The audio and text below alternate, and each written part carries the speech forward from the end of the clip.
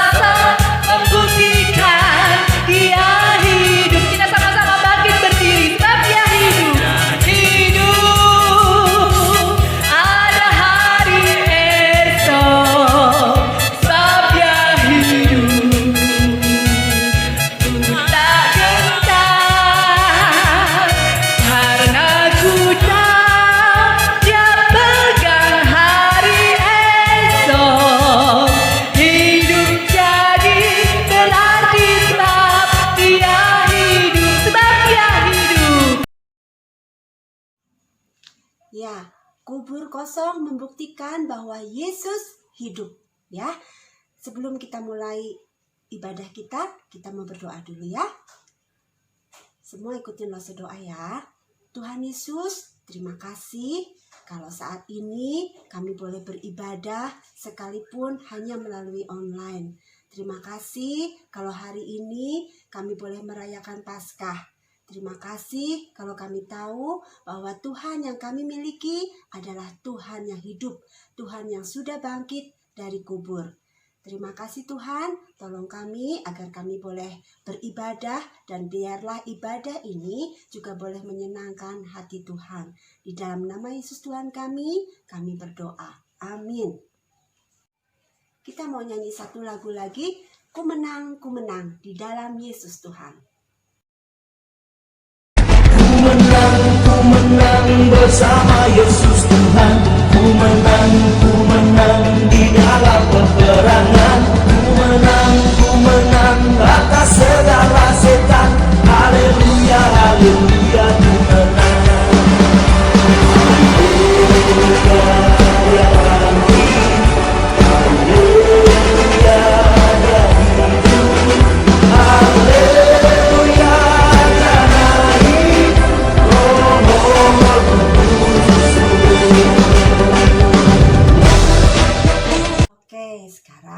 Kita mau mendengarkan firman Tuhan. Kita berdoa lagi ya.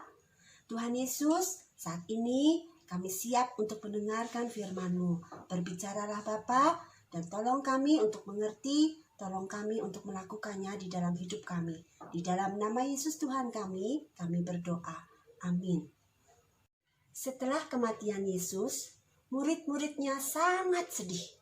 Peristiwa penyaliban Yesus membuat murid-murid menjadi sangat takut dan tidak memiliki pengharapan.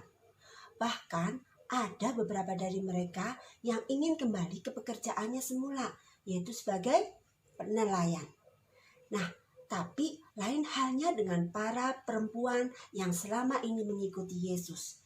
Mereka adalah Maria Magdalena, Yohana, dan Maria ibu Yakobus. Mereka setia mengikuti Tuhan Yesus, mulai dari Yesus memikul salib sampai Yesus dikuburkan.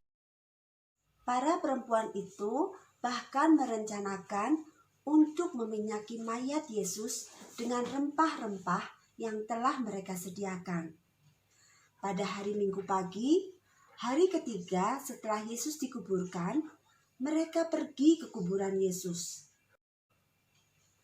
Ketika mereka sampai di sana, mereka sangat heran karena batu besar penutup kubur Yesus telah terguling ke samping, sehingga gua kubur Yesus terbuka lebar.